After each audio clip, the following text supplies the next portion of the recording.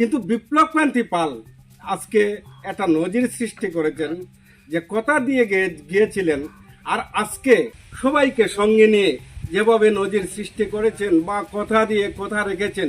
কথা দিয়ে কথা রাখলেন বিপ্লব কান্তি পাল। গত বছরের নভেম্বর মাসে নদীতে পা পিছলে পড়ে অকাল মৃত্যু হয়েছিল গুমরা চণ্ডীপুরের বাসিন্দা কিরণ বৈষ্ণবের ছেলে করণ বৈষ্ণবের, বয়স 18। আসাম মেঘালয় সীমান্তবর্তী মালিজোহর সংলগ্ন বলেশ্বর নদীতে স্নান করতে গিয়ে নিখোঁজ হয় করণ। পরে তার মরদেহ উদ্ধার হয় নদী থেকে। শুধু বরফ ফেরি করে পরিবারের ভরণ পোষণ করতেন বাবা ছেলে, কিন্তু নিয়তির নির্মম পরিহাসে ছেলে ইহলোক ছেড়ে পরলোকে পাড়ি দিয়েছে। এখন পরিবার কিভাবে চলবে?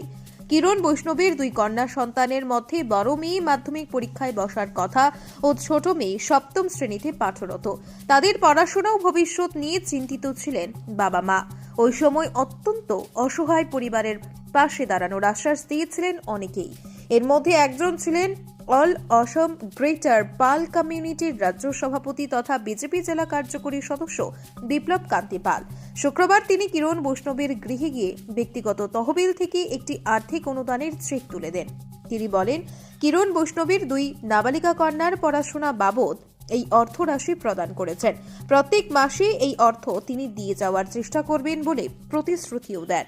এই সময় তার সঙ্গে ছিলেন বিজেপি পশ্চিম কাটিগড়া মণ্ডল সভাপতি নিরাপদ দেব, প্রাক্তন এপি সভাপতি কার্তিক তাঁতি, বৈষ্ণব সমাজের সভাপতি ভূপেন্দ্র বৈষ্ণব, বিজেপি নেতা বাবলু দাস, প্রাক্তন এপি সদস্য গৌতম বৈষ্ণব, কালাচাঁদ বৈষ্ণব, সরজিৎ চন্দ, অরুণ বৈষ্ণব প্রমুখ।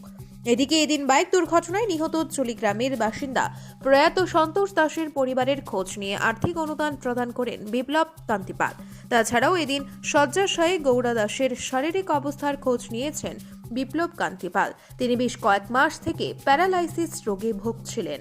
ব্যুরো রিপোর্ট, আজকের বরাক। সুধী দর্শক, খবরটি দেখার আগে আপনারা আমাদের আজকের বরাক ইউটিউব সাবস্ক্রাইব এবং ফেসবুকে ফলো করতে ভুলবেন না কিন্তু। গোবিন্দগোপা পশ্চিমের করণ বৈষ্ণব অকাল মৃত্যু হয়েছিল। মৃত্যুর খবর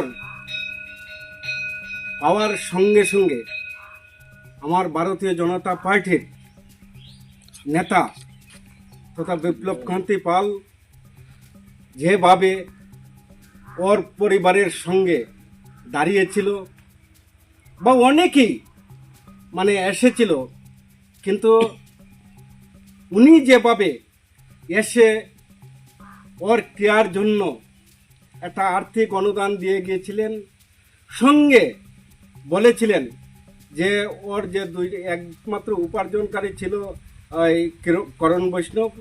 কিরণ বৈষ্ণবের ছেলে, মারা যাওয়ার পরিপ্রেক্ষিতে এই পরিবারের দুর্দশা দেখে ওর দুইটা মেয়ে, এই পরিবারের অবস্থা দেখে যে আমি এই দুইটা মেয়ে পড়াশোনার জন্য আমি মাসে মাসে একটা আর্থিক অনুদান দেব, কিন্তু এই ধরনের কথা অনেকেই দেয়, কিন্তু পরবর্তীতে আর দেখা যায় না।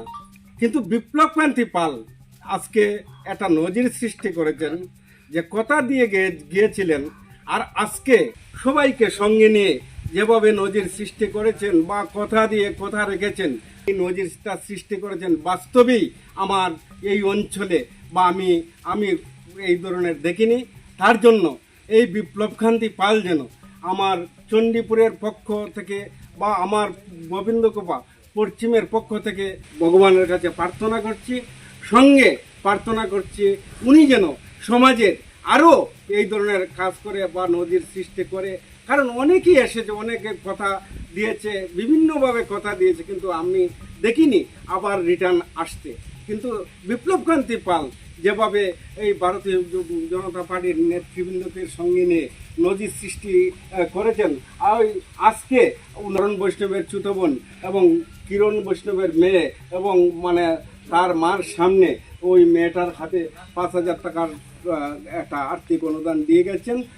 আবার ও বলেছেন এই দুইটা মেয়ে যেন লেখাপড়া করতে মাসে মাসে যেটা দিতে হয় আমি তারা মেট্রিক বা পর্যন্ত আমি দিয়ে যাব।